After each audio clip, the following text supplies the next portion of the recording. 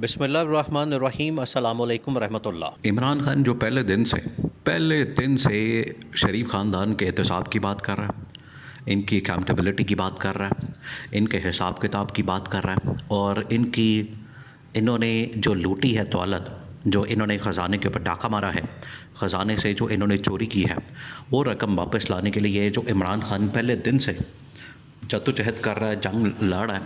आज इमरान खान की वो बात तो कम से कम सही साबित हो गई, सच साबित हो गई।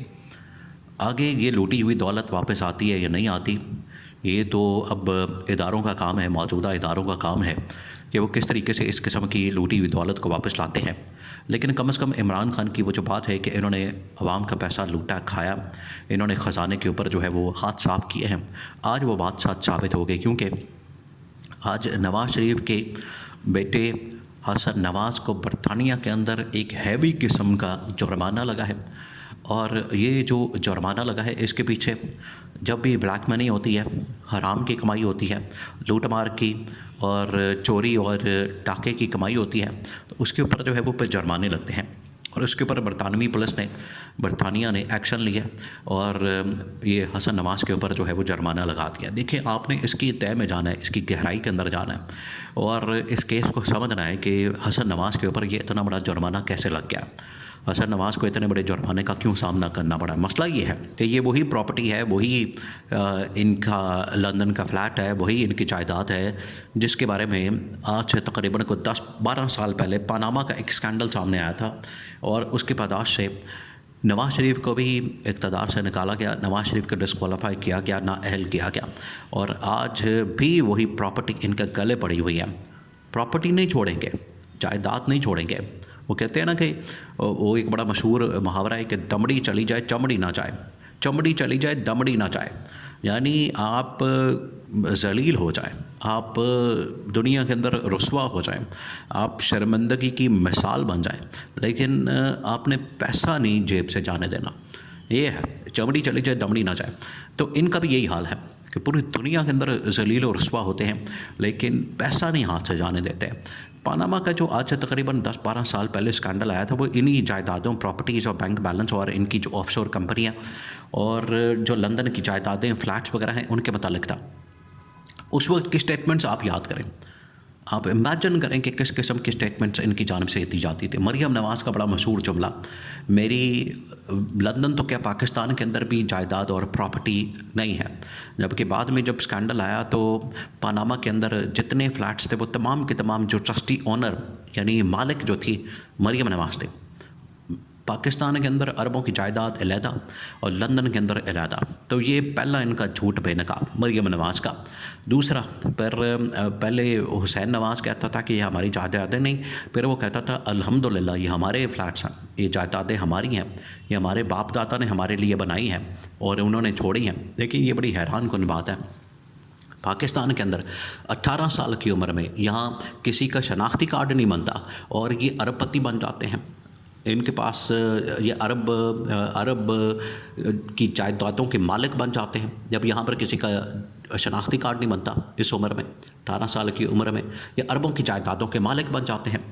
तो ये हसन नवाज़ और हुसैन नवाज़ का स्टेटमेंट भी सामने आया और इनके ऊपर जो है फिर इनके ऊपर मुकदमात चले, केसेस चले और ये फिर दौड़ गए, भाग गए और आज तक वापस नहीं आए पाकिस्तान।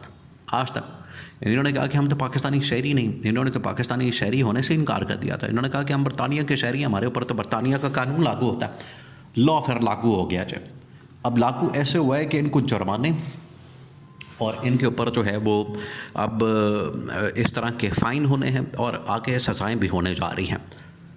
अब मामला ये है कि ये जिस प्रॉपर्टी के ऊपर, जिस लंदन के फ़्लैट के ऊपर इनके ऊपर ये जुर्माना किया गया हसन नवाज़ के ऊपर, ये वही प्रॉपर्टी और फ्लैट है जो कि इमरान खान के दौर में 190 मिलियन पाउंड केस जो बना था वो इसी के ऊपर बना था।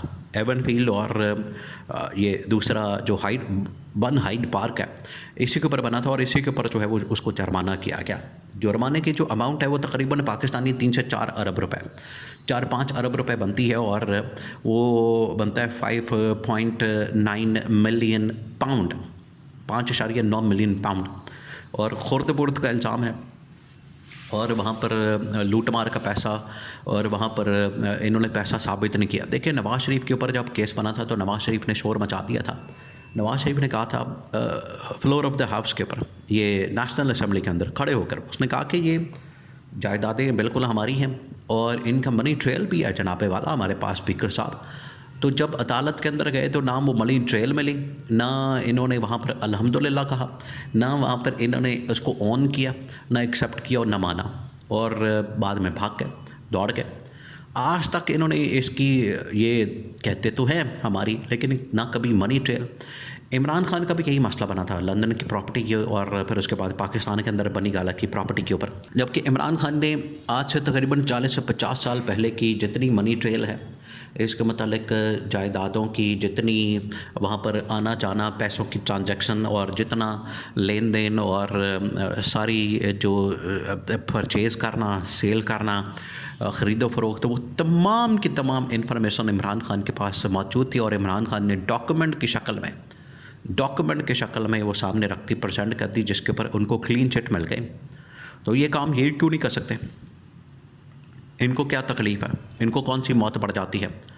मसला ये है कि इनके पास ये है नहीं चीज़ें, ना मनी ट्रेल है किसी के पास, ना किसी के पास, ना किसी ने कोई बैंकिंग चैनल के ज़रिए से पैसा ट्रांसफ़र किया है, ना किसी ने यहाँ पर कोई किसी तरीके से सही तरीके से पैसा कमाया है। इन्होंने सिर्फ लूट मार करके, इन्होंने पैसा खुर्द बुर्द करके इधर से उधर ट्रांसफ़र किया, मुंतकिल किया, जिसके ऊपर अब ये जुर्माने हो रहे हैं। तो ये 5.9 मिलियन पाउंड का जो जुर्माना है, ये कोई छोटा जुर्माना तो नहीं है। ये इतना बड़ा जुर्माना है जो पाकिस्तान के 4 से 5 अरब रुपए बनता है, इनको मौत पड़ गई है। अब अगर 2-3 चीज़ें हैं, एक तो ये कि ये जुर्माना अब इनको पे करना पड़ेगा, वो देना पड़ेगा। अगर ये जुर्माना नहीं देते तो फिर इनको वहाँ पर सज़ा होगी, और सज़ा 5 से 10 साल की हो सकती है, और साथ ही दोनों जो बबलू है, दोनों को पाकिस्तान डिपोर्ट किया जा सकता है। या फिर इनके पास अगर पाकिस्तानी शहरियत इन्होंने ख़त्म कर दी है तो फिर इनको वहीं पर हिरासत में रखेंगे, जेल में रखेंगे, और जो भी इनके पास शहरियत होगी उधर डिपोर्ट कर देंगे, इनको समंदर बर्द कर देंगे, इनको निकाल देंगे। और फिर इनको पता चलना है कि इन्होंने जो लूट मार का पैसा है, या तो इन्हें साबित करना पड़ेगा इनका अपना पैसा, अपनी जायदादें हैं, प्रॉपर्टियां हैं, या फिर ये सज़ा के लिए तैयार हो जाए जो आने वाले दिनों में ये है। इमरान खान आखिरकार सच्चा साबित हुआ, और इनकी जो लूट मार की दौलत, पैसा, जायदादें आज पूरी दुनिया के अंदर बेनकाब हो गई हैं। पूरी दुनिया के अंदर इन जायदादों की वजह से, पैसों की वजह से, लूट मार के पैसों की वजह से बदनामी का शिकार हो रहे हैं।